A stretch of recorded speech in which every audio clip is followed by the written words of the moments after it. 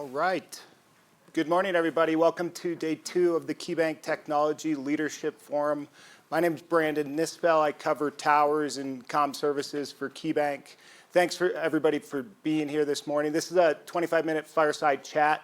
With us today, we have Crown Castle, Sunit Patel, CFO. Sunit, thanks for being here. Thank you. Thanks for having me.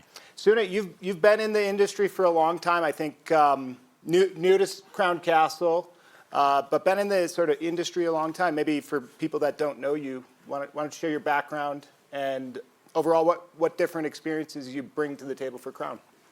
Yeah, thank you. I've been in the industry a long time, mostly in the wireline side. Companies like MFS, which stood for Metropolitan Fiber Systems, MCI, Level 3 for many years, where I was CFO, took the company from $1 billion to $8 billion in revenues. A lot of acquisitions along the way, divestitures. We merged with CenturyLink, which is now called Lumen. I was the chief financial officer there. And then I was at T-Mobile. I was in charge of putting T-Mobile and Sprint together. So I was there a couple of years through the closure of the transaction with Sprint. So spent a lot, there was plenty of exposure to the wireless side.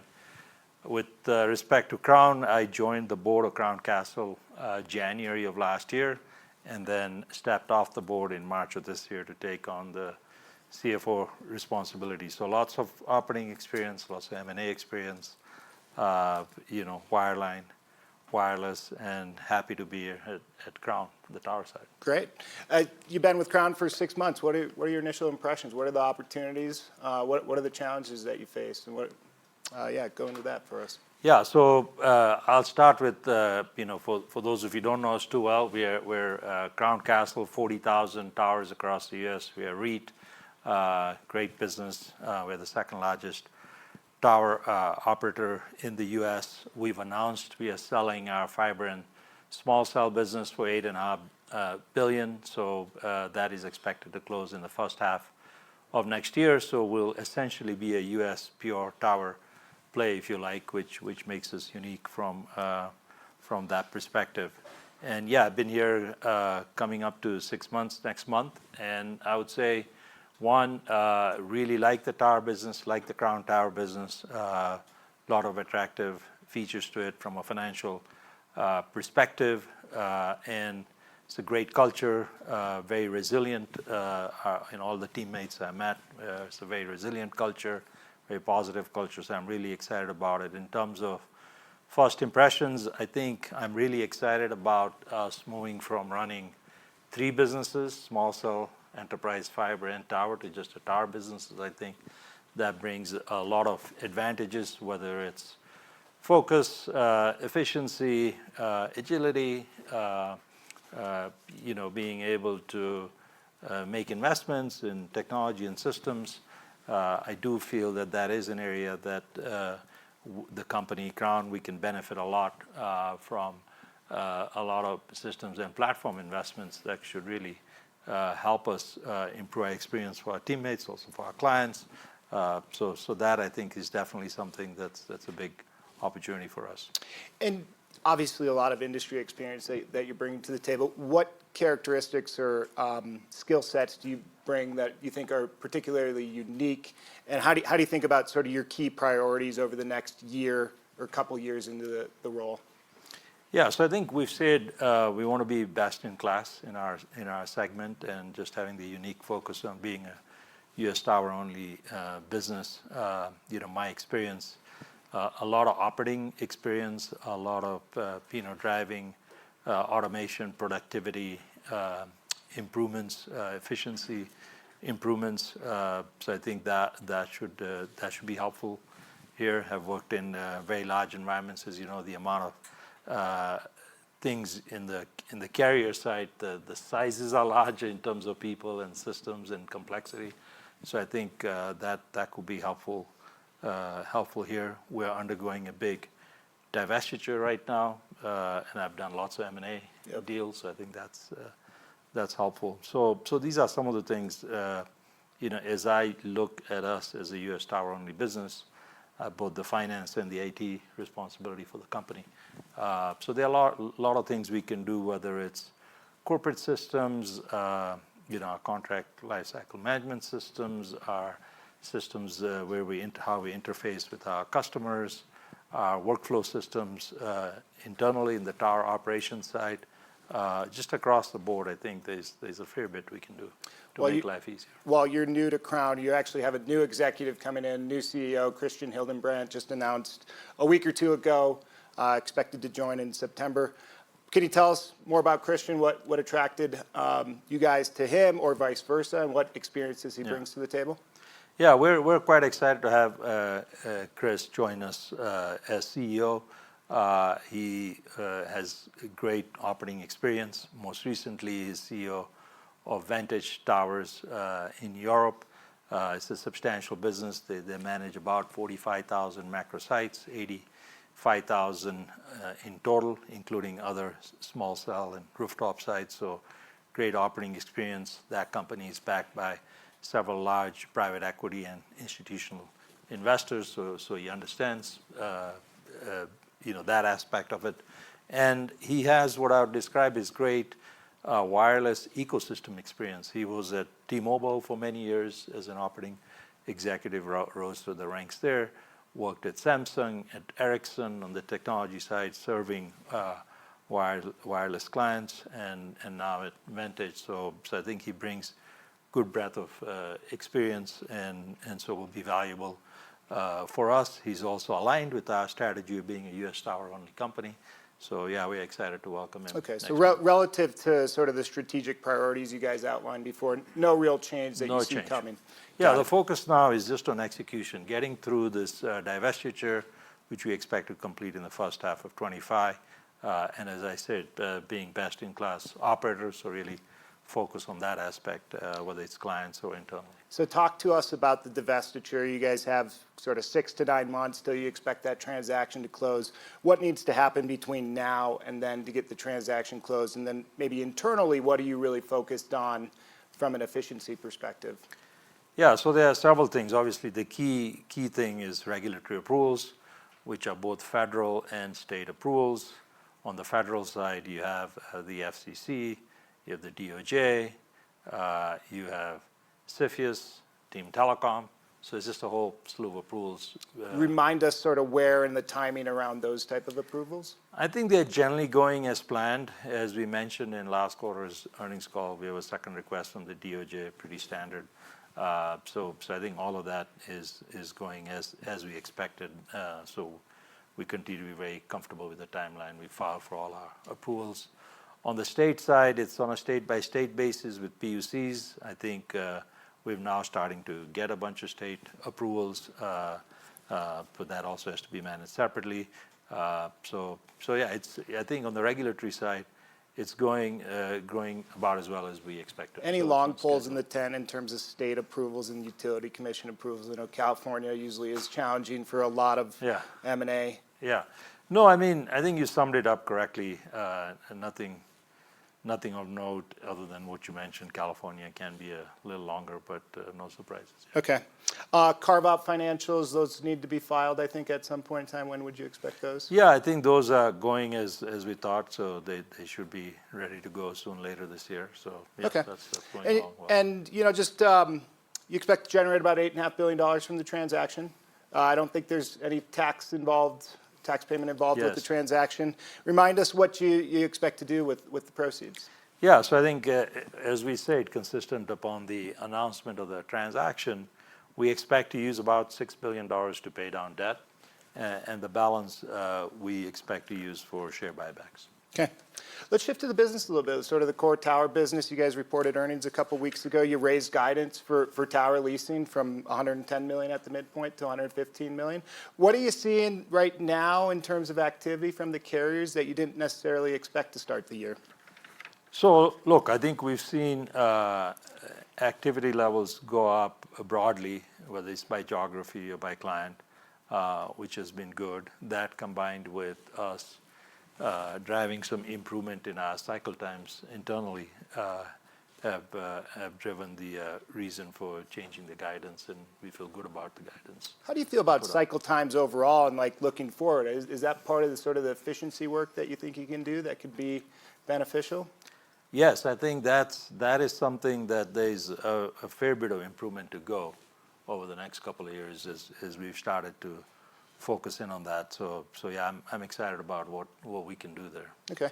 As we take a step back and look at changes that came from the One Big Beautiful Bill, bonus depreciation should certainly help your customers from a tax standpoint. There's also spectrum that is expected to be auctioned.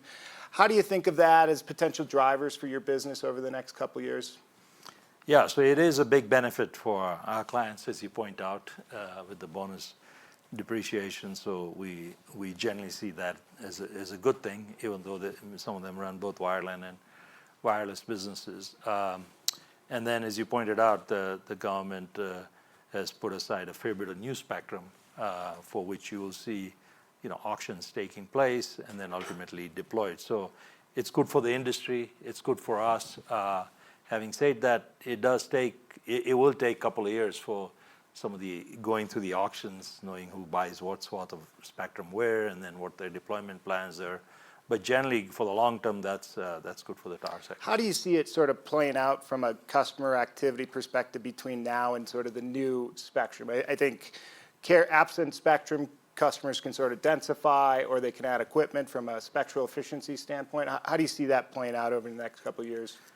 Yeah, look, I think that continues to be a good news story generally because there are different axes that our clients compete with each other.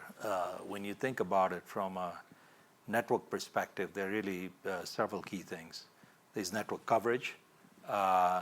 Then there is capacity, meaning you might have coverage, but what is the capacity? How much bandwidth can you handle going through there?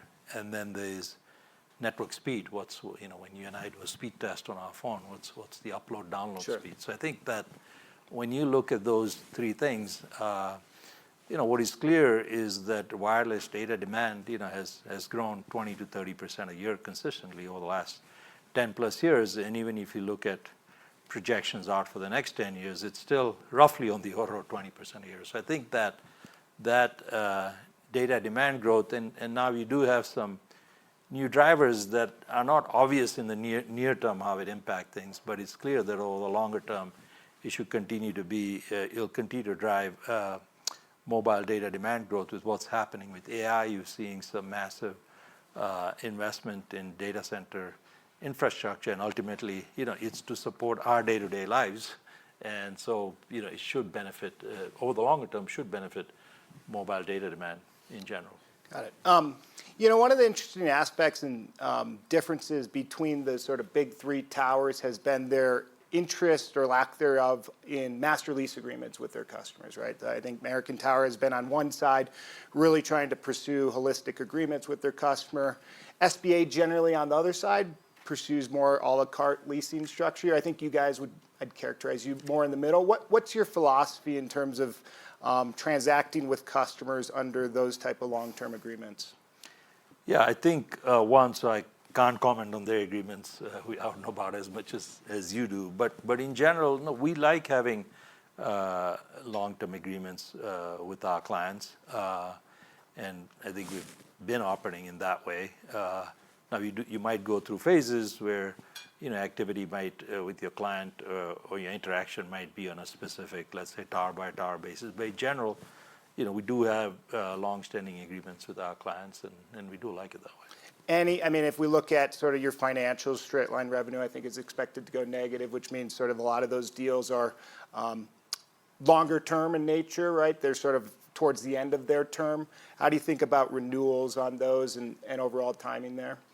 Yeah, so straight line revenues are non-cash in nature, so not really a key economic driver. But to your point, yeah, I think that the reality is that the infrastructure we provide as tower operators in general is fairly stable, with our clients for the long-term basis. So I think that generally, we work it out with our clients. There's nothing nothing much to read there per se. Our arrangements with our clients are generally fairly long-term and work out that way.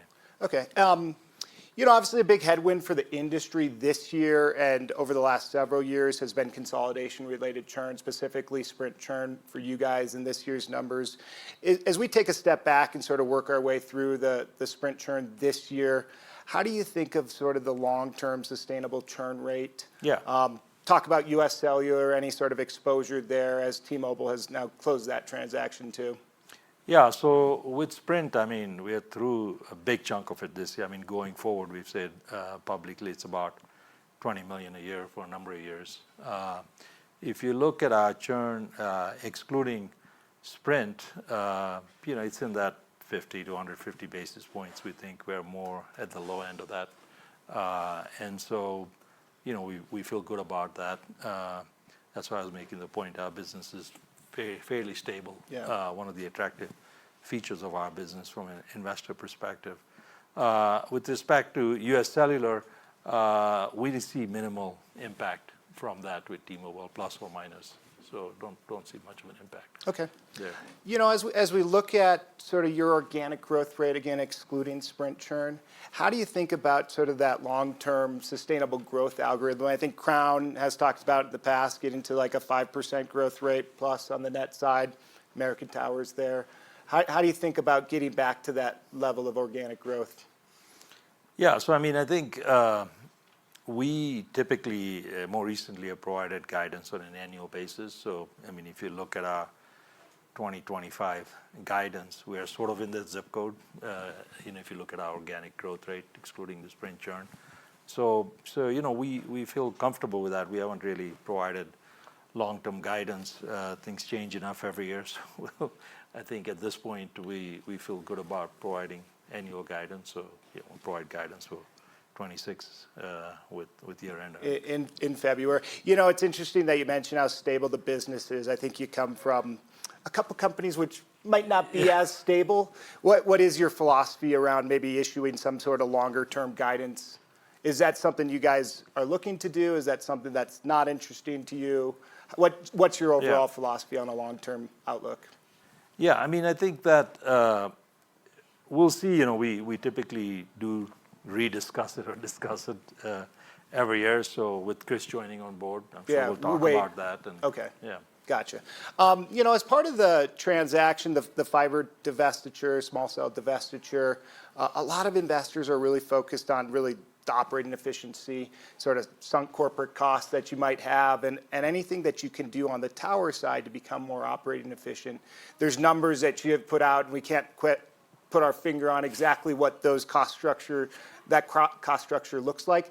Can you help us understand sort of what you're going to do to implement some of those cost savings? And any way to sort of quantify it would be super helpful. Yeah, I mean, so to your point, we did put out an AFFO guide post-close of the transaction under the assumption that if we close on June 30th of next year, then our AFFO from July 1st of next year to June of 2027, is about $2.3+ billion at the midpoint. And I think that some chunk of it is from debt pay down that we talked about. And then some chunk of it every quarter as we add revenue, as we grow revenue, most of that revenue drops to the AFFO line. So there's some of it. And then the other, as you point out, is cost efficiencies. And I think that that journey has already begun. If you look at our numbers and our raise to our EBITDA guide in relationship to the revenue guide being taken up. So it really, I think the cost efficiencies fall in like 3 buckets, if you like. One is that the benefits of running one business versus 3 businesses. Yeah. And you will see that as we close the transaction and move across next year, you'll start seeing that. Some of this is automation in systems and platforms, some more tactical that you're beginning to see some benefits in terms of reduction in cycle time.